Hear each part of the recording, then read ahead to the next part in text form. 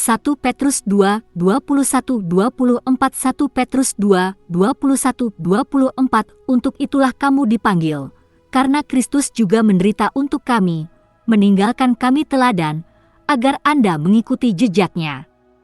Siapa yang tidak melakukan dosa, tidak ada tipu daya yang ditemukan di mulutnya. Yang ketika dihina, tidak mencerca, dan ketika menderita, tidak mengancam, tetapi menyerah kepada Dia yang menghakimi dengan adil. Dia sendiri menanggung dosa kita di dalam tubuhnya sendiri di atas pohon, sehingga setelah mati bagi dosa, kita dapat hidup untuk kebenaran, dan oleh bilur-bilurnya kamu disembuhkan. 1 Petrus 2 21-24 Komentar.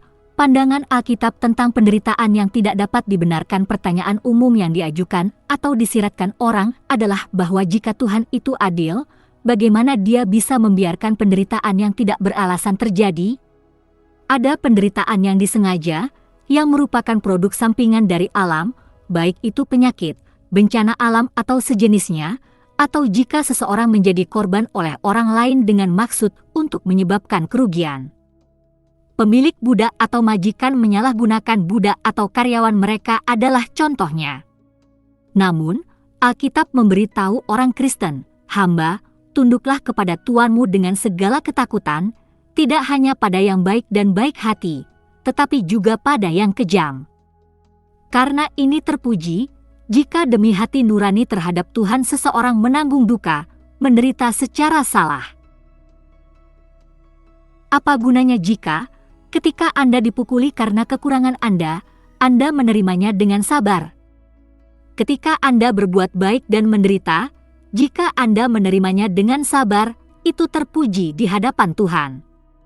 Untuk ini Anda dipanggil, karena Kristus juga menderita untuk kami, meninggalkan kami sebuah contoh, bahwa Anda harus mengikuti langkah-langkahnya yang tidak berbuat dosa, tidak ada tipu daya yang ditemukan di mulutnya, yang ketika terluka, tidak membalas luka, ketika Dia menderita, Dia tidak mengancam, tetapi menyerahkan dirinya kepada Dia yang menghakimi dengan adil.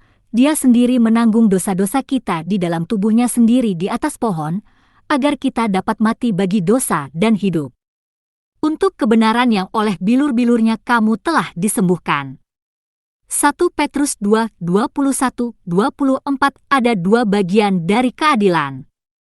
Lengan keadilan menghukum kejahatan. Lengan lainnya menuntut kompensasi bagi para korban penderitaan yang tidak dapat dibenarkan. Ketika seseorang menderita secara tidak adil, Tuhan wajib oleh sifat keadilannya untuk memberikan kompensasi kepada orang tersebut karena menderita secara tidak adil. Namun, sadarilah bahwa Dia memiliki kekekalan untuk menebus para korban.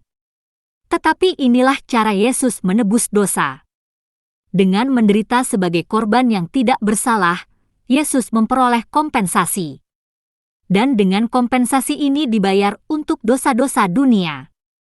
Dengan cara ini Kristus mati untuk dosa.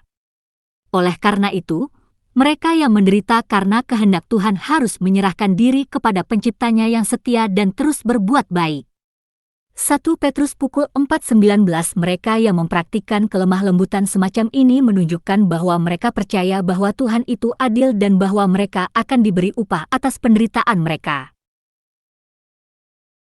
Pengakuan iman Tuhan Yesus Kristus Saya mengakui dosa-dosa saya, dan saya bertobat dari dosa-dosa saya, dan saya mengakui Tuhan Yesus Kristus sebagai satu-satunya dan cukup juru selamat hidup saya, menulis nama saya dalam buku kehidupan. Dalam Efesus 2:8-9 ada tertulis, karena kasih karunia kamu diselamatkan oleh iman, dan ini bukan dari dirimu sendiri, itu adalah pemberian Tuhan. Itu tidak berasal dari pekerjaan, jangan sampai ada orang yang menyombongkan diri. Efesus 2:8-9 Wahyu 21:8 Tapi pengecut, kafir, bejat, pembunuh, cabul, sihir, penyembah berhala dan semua pendusta tempat mereka akan berada di lautan api yang terbakar dengan belerang. Ini adalah kematian kedua. Wahyu 21:8